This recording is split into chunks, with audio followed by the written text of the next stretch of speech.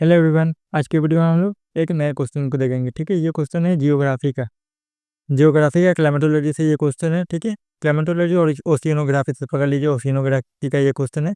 ये क्वेश्चन देखिए, common sense लगाइए, कॉमन सेंस लगाने के बेस पे और एलिमिनेशन टेक्निक के बेस पे ये क्वेश्चन सॉल्व हो जाएगा। ठीक है, एक प्रीवियर क्यों आपको क्या बताया, एग्जामिनर का माइंड बताता है कि एग्जामिनर किस तरीके से क्वेश्चन पूछ रहा है, कौन कौन से स्टेटमेंट वो ज़्यादा करके दे रहा है। देखिए, यूपीएससी के प्रीवियस ईयर में बहुत सारा ऐसा क्वेश्चन आता है जो रिपीटेड, ये जो स्टेटमेंट है, ये तीनों स्टेटमेंट नहीं देगा, लेकिन एक स्टेटमेंट इसमें से दूसरा कोई क्वेश्चन में ढुका दे रहा है। ठीक है, तो ऐसा बहुत सारे रिपीटेड क्वेश्चन आ चुके हैं। ठीक है, यहाँ पे देखिए रेन फॉरेस्ट से क्वेश्चन आया है। ये देखिए, with reference to the planet earth consider the following statement. ये क्वेश्चन देखिए कॉमन सेंस के बेस पे और एलिमिनेशन टेक्निक का यूज करके हम लोग इसका आंसर निकालेंगे। ठीक है, देखिए पहला वाला स्टेटमेंट क्या कह रहा है, देखिए rain forest produce more oxygen than the produce by ocean. ठीक है, ओशियन ऑक्सीजन ज़्यादा प्रोड्यूस करता है कि रेन फॉरेस्ट? आपको क्या लगता है? कॉमन सेंस लगाइएगा तो कॉमन सेंस के बेस पे ये क्वेश्चन नहीं होगा। ठीक है, रेन फॉरेस्ट आपको लगता है, थोड़ा सा लगाइएगा तो, लेकिन आपने थोड़ा सा भी पढ़ा होगा तो ऑक्सीजन जो है वो सबसे ज़्यादा लार्जेस्ट प्रोड्यूसर ऑफ ऑक्सीजन। ठीक है,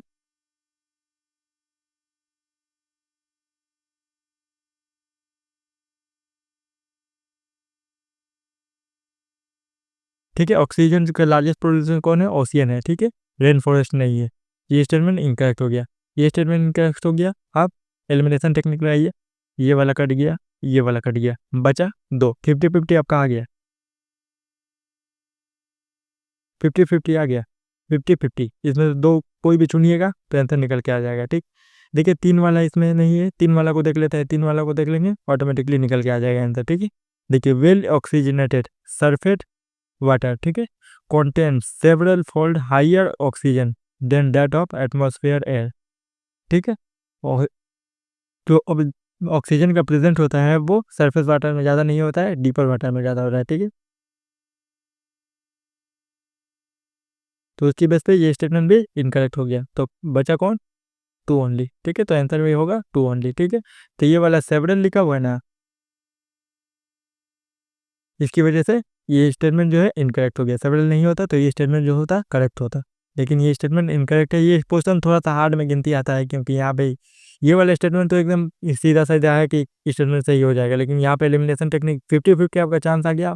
मार सकते हैं, नन ऑफ द अबव भी मार सकते हैं, टू ओनली भी मार सकते हैं। तो यहाँ पे देखिए, आपको ये स्टेटमेंट भी अगर पता रहता है कि marine phytoplankton and photosynthesis bacteria produce about the 50% of world oxygen, ठीक है, जो कि ओशियन में पाया जाता है। ये स्टेटमेंट बिल्कुल सही है, उसके बेस पे भी ये आंसर निकल के आ जाएगा। ठीक है,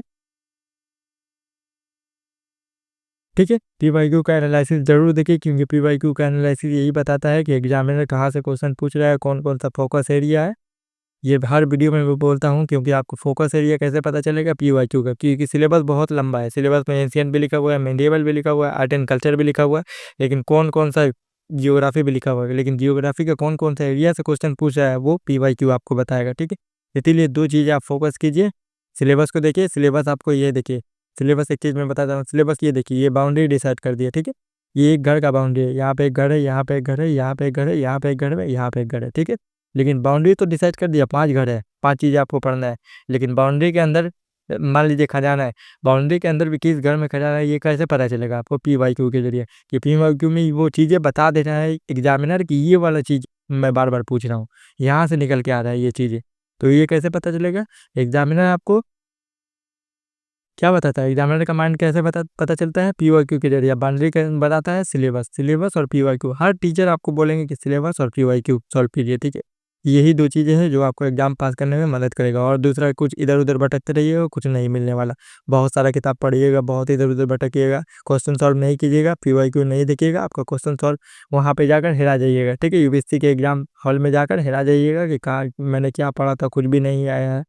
तो पीवाई को सॉल्व करके पहले से जाइएगा तो आपको पता रहेगा कि ये चीज़ें यूपीएससी बार बार पूछ रहा है, और फ्यूचर में भी वहीं से क्वेश्चन पूछेगा, आगे कुछ भी नहीं पूछेगा। ठीक है, आगे पूछेगा भी तो क्या, आपको 100 पार करना है, 100 पार करिएगा, कट ऑफ कर लिस्ट में से ऊपर चले जाइएगा, आपका मेंस लिखने का टाइम आ जाएगा। ठीक है, आज के वीडियो में इतना ही, अगले वीडियो में मिलते हैं। Thank you, bye bye.